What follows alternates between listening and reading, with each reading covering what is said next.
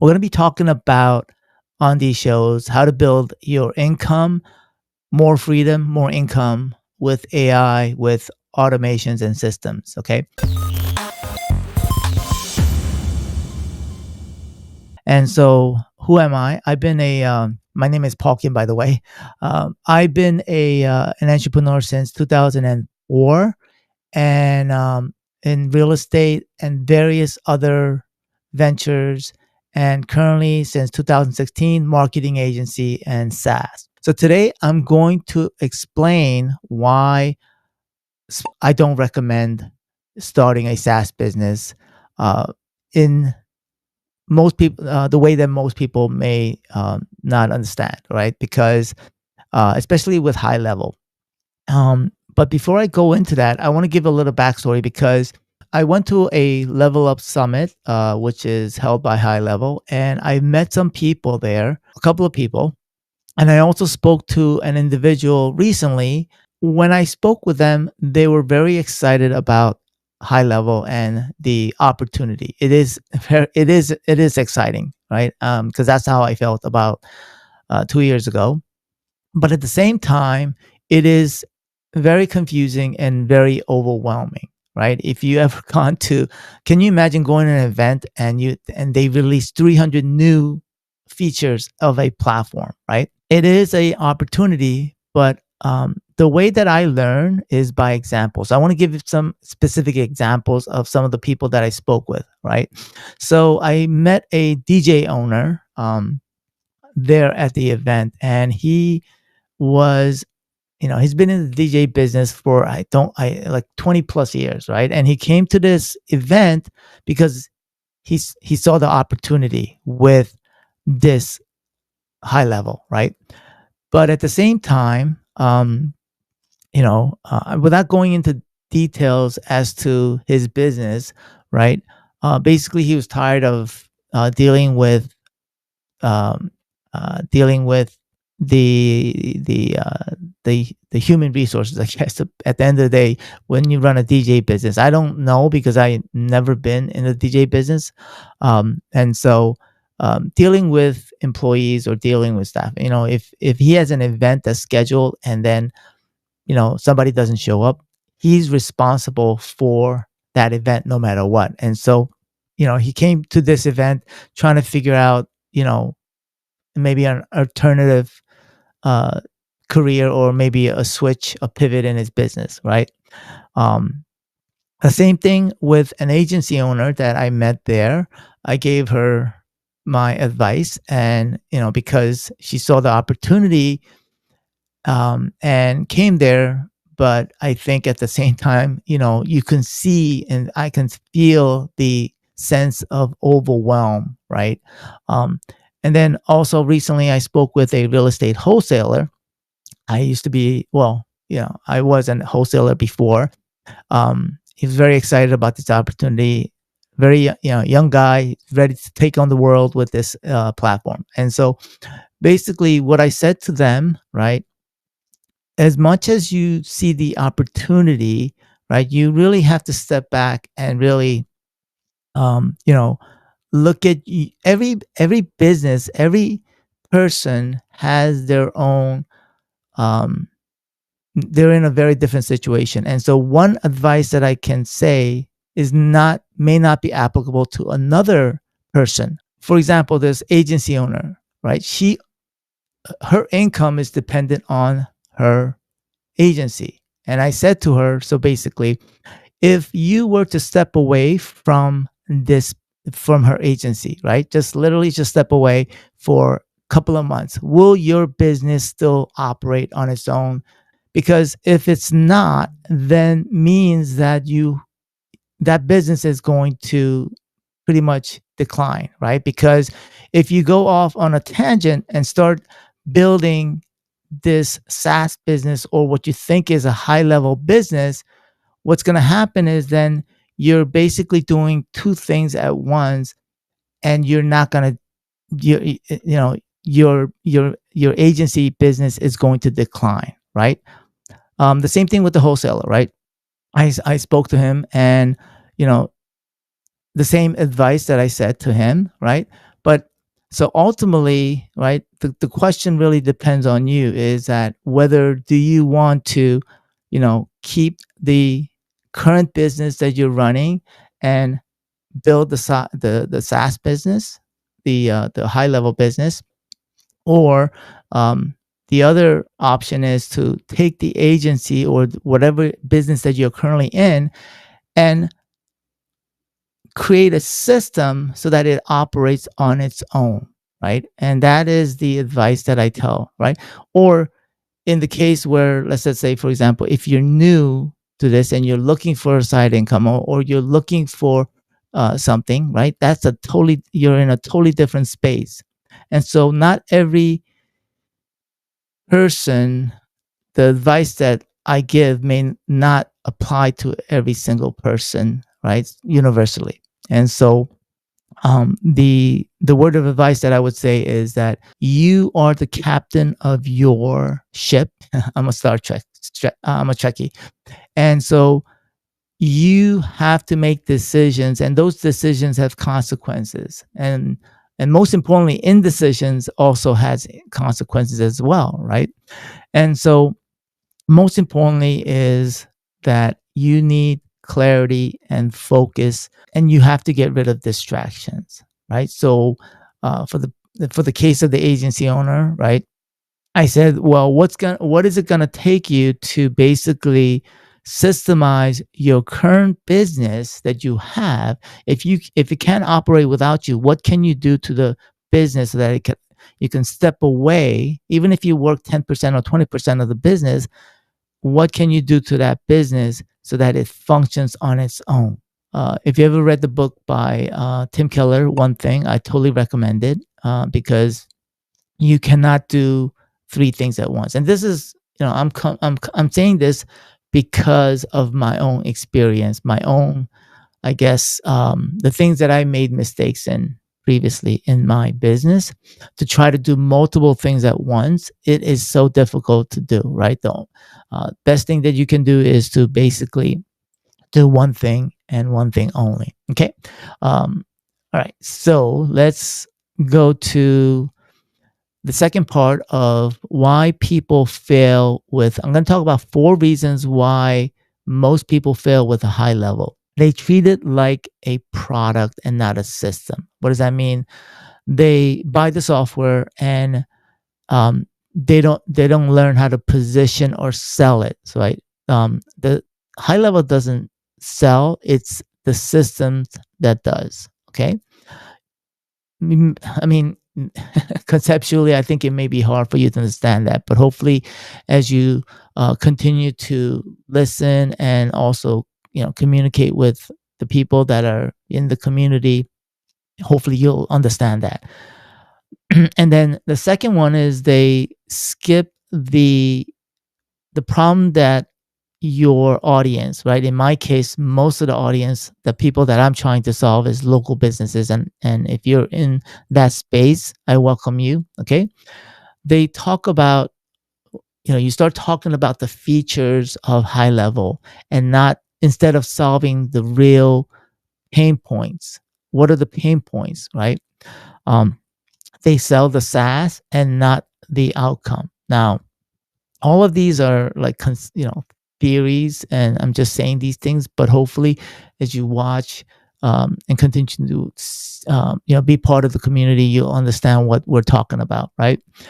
And they become tech experts, right? You become tech experts rather than marketers, right? Because you become paralyzed, not as you paralyzed. I think one of the things that, as people that are attracted by high level, is the automations, the funnels and the triggers and all this tech stuff, right? They get so focused on that and not focus on what is necessary to move the business forward, right?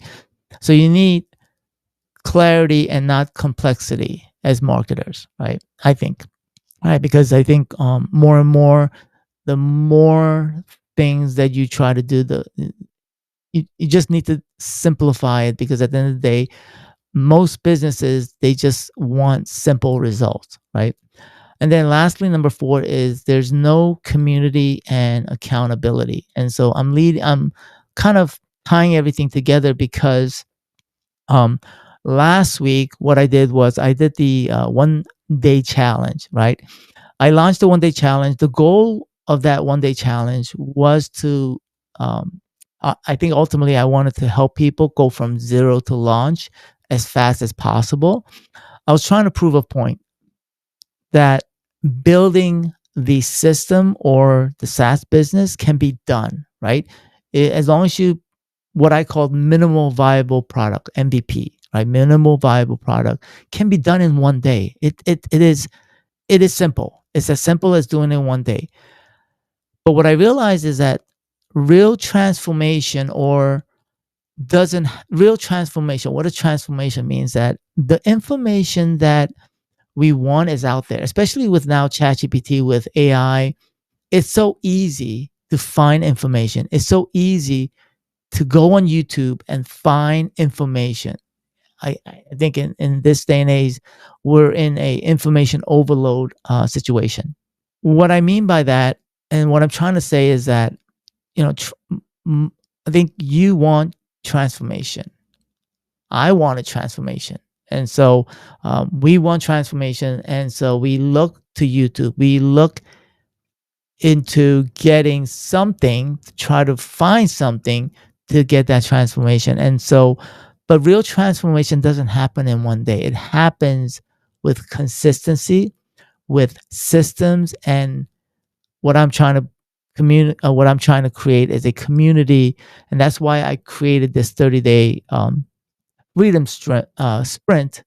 And I kind of basically learned my lesson, and I'm moving it over and evolved and pivoted to the 30-day freedom sprint. Okay. And so now who is this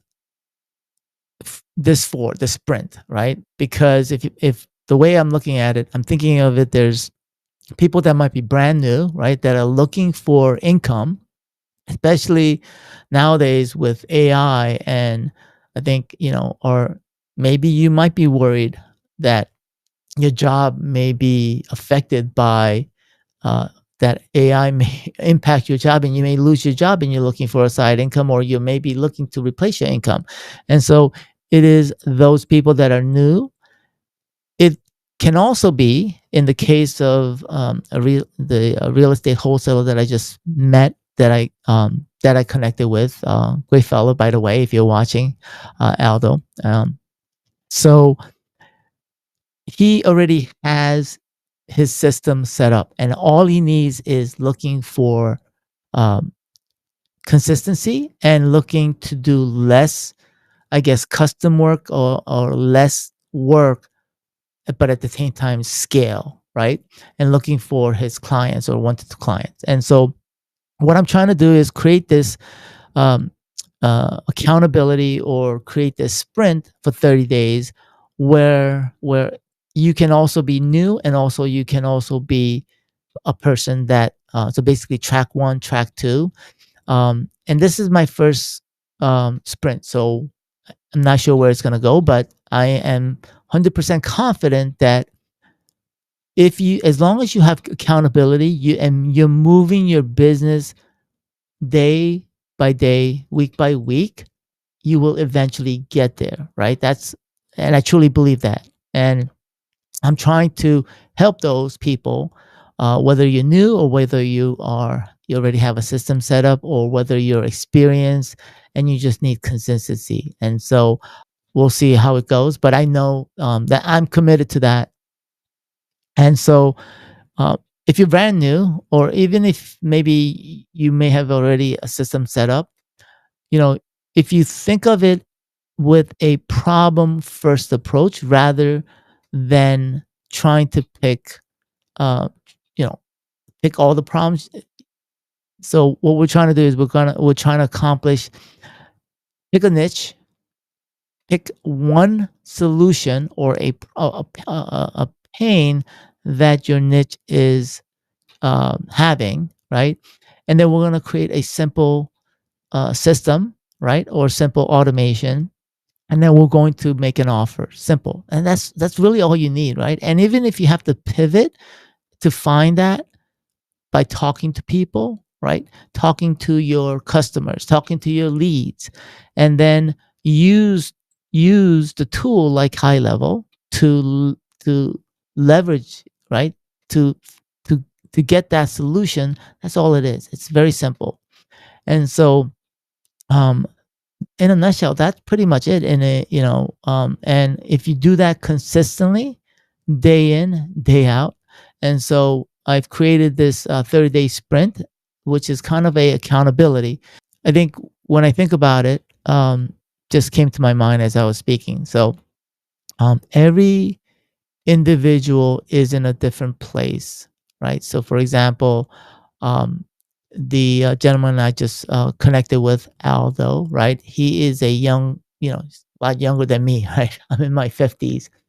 And my definition of freedom is totally different from his definition of freedom. My definition of freedom is freedom of time, right? I want to be spending more time with my family, with my kids. Um, and maybe your definition of freedom is more financial freedom. So what does financial freedom mean to you, right? And I think that if you don't have a definition of what that is, you don't have clarity, right? And I think when I first got started as being an entrepreneur, I had a very warped sense of what financial freedom was, right? What is that freedom? And you have to make it very concrete. Some may be location freedom, right? What does that mean, right? I already have achieved location freedom because I have the ability to work anywhere. So, for example, yesterday, I took my kids down to Six Flags. It's a great adventure, and I was too tired to walk around with them because they're old enough to basically walk around by themselves with their friends. And so what I did was I stayed in the car and basically worked. All I needed was a laptop and my cell phone. Um, my cell phone has a hotspot and my laptop, and I just did some work in between. Went out to Starbucks to get some coffee, just relax, and so I have the ability because I've created a system around my business where I'm able to actually have location freedom, that I'm not tied to my location here, my office, my home office. I can go to the Starbucks. I can go to another state. A lot of times I would go to, um, when I go skiing with my kids, while they're skiing, I tore my ACL 2 years ago. And so I'm not still ready. I'm still not, that day still lives in my memory when I crashed and I tore my ACL. So I haven't gotten the confidence to go back skiing. And so I would, while the kids ski, I would just hang out in the either the lodge or the base, and I'll take my laptop and I'll work if I wanted to, right? So that's location freedom, where I have everything set up within my business, and I can, use all of the tools that are out there. That there are tools out there, there are resources available that enables to work remotely, especially after the COVID, with Zoom. You can set up your business to work remotely, and I'm sure people know it, right? But can you set it up that way? How do I virtually slap you, right? So what I mean by virtually slap you, meaning that if you're going to commit to doing something and you don't do it, right? How am I going to keep you accountable, right? There were I mentally I was thinking, like, maybe kick you out of the sprint, or possibly have you, if you commit to something, you don't do it, have you donate a certain amount to a charity. That's still up in the air. I'm not sure, because I think at the end of the day, the more and more I think about it, like we're all adults, right? And so if you are not going to do what you said you're going to do, right? I cannot hold you accountable. I mean, what I mean by that is that ultimately, like I said at the very beginning of this beginning of the hour, I said that you are the captain of your ship. You're the driver. So every decision you make is on you. It's not on me. It's not on the other members, but you ultimately make every decisions, right? And every indecision is on you as well. And so I think what we tend to do sometimes is that we join courses or we join programs thinking, believing, hoping that, or maybe you go to events like the Level Up event and we get all motivated and we're hoping that that will change us to become something that you want to become, right? But the only way that you can become what you want to become is by taking action consistently and becoming a better version of yourself over time and not overnight. I hope that makes sense.